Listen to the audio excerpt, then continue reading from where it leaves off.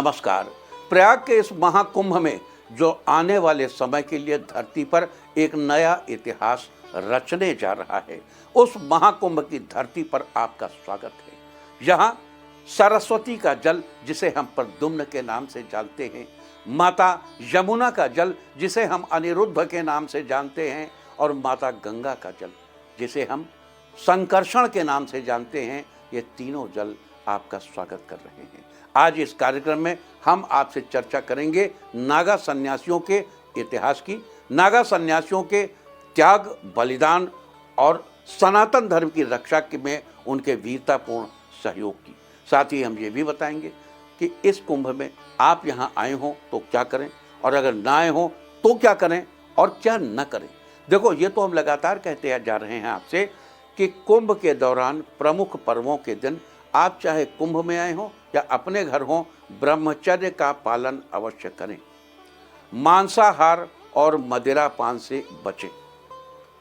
दो चार बेसिक चीज़ें ऐसी हैं जिनसे आपको बचना है, लेकिन साथ में हम आपको विशिष्ट सामग्री भी देंगे।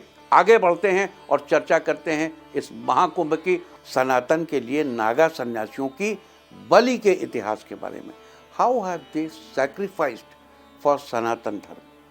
कुंभ, महाकुंभ और अर्धकुंभ का प्रवेश नागा साधुओं की पेशवाई से, जिसे छावनी प्रवेश कहते हैं, इससे होता है। दरअसल नागा साधुओं ने सनातन धर्म की रक्षा के लिए मुगलों से बड़ी बड़ी जंग लड़ी और जीती है। इन साधुओं के हथियार भी मुगल की प्रशिक्षित सेना जैसे नहीं होते थे। साधारण बर्छी, भाले, तलवार, चिमटा, फरसा, यही सब थे। आक्रांताओं को हराकर जब नागा साधु अपने अखाड़ों में पहुंचे तो उनका स्वागत विजयी सेनानियों की तरह किया गया। तभी से हर कुंभ मेले में नागा साधुओं की पेशवाई की परंपरा शुरू हो गई। महाकुंभ में अखाड़ों के नगर प्रवेश की परंपरा नागा सन्यासियों के अद्भुत शौर्य और पराक्रम का प्रतीक है। सदियों पुरानी इस परंपरा के पीछे 17वीं शताब्दी का एक ऐतिहासिक युद्ध है, जिसमें नागा सन्यासियों ने अफगानी आक्रांताओं से प्रयागराज की रक्षा की थी। इस विजय के उपलक्ष्य में अखाड़ों के नगर प्रवेश की शुरुआत हुई, जो आज महाकुंभ का एक महत्वपूर्ण आयोजन है। नागा सन्यासियों का संगठन और प्रयाग की रक्षा। दशनामी नागा सन्यासियों की एक गौरवशाली गाथा श्री महंत लालपुरी द्वारा लिखित पुस्तक दश नाम नागा सन्यासी में विस्तार से दी गई। इस युद्ध में नागा सन्यासियों का नेतृत्व राजेंद्र गिरी नामक वीर योद्धा ने किया था।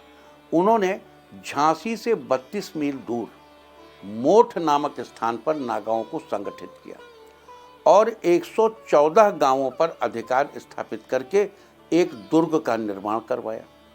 अफगानी आक्रमण और अत्याचार 17वीं शताब्दी के दौरान शुरू हो गए थे और अफगानी और बंगश रोहिलों के अत्याचारों से प्रयाग की जनता त्रस्त थी। यहाँ भी स्थानीय शासक की फौज के साथ नागा सन्यासियों ने मोर्चा संभाला और अफगानियों को मार भगाया।